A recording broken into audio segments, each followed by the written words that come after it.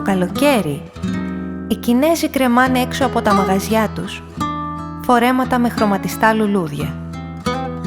Καμιά φορά μπαίνω να δοκιμάσω. Το άδειο φόρεμα χωράει τις προσδοκίες για ένα όμορφο ξύπνημα πλάι σε αυτόν που το κοιτάζει. Μία βόλτα στο κέντρο, ένα βλέμμα στο λεωφορείο, η σωστή ερώτηση στο αμφιθέατρο. Το βράδυ στο σινεμά η πρωταγωνίστρια φορά ένα όμοιό του. Με τέτοιο φόρεμα όλα είναι πιθανά. Οι Κινέζες πολίτριες μοιάζει βέβαια να μην συγκινούνται από τέτοια. Λένε μόνο «Γεια σου» και συνήθως μιλούν στο τηλέφωνο την ακατανόητη γλώσσα τους.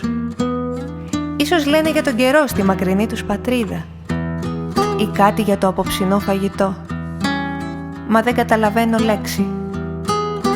Στην ξένη γλώσσα ακούει κανείς μονάχα διαλόγους που ξέρει.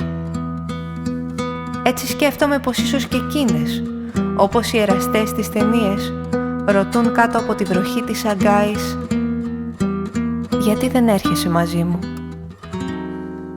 Νόμιζα πως δεν θα με ρωτευόσουν, ακούγεται στην άλλη γραμμή. Στην αγάπη, το μόνο που μετρά είναι η κατάλληλη στιγμή. Δάκρυα τότε ανεβαίνουν στα μάτια μου. Αφήνω το φουστάνι στην άκρη και βγαίνω πάλι στην πόλη με το περσινό.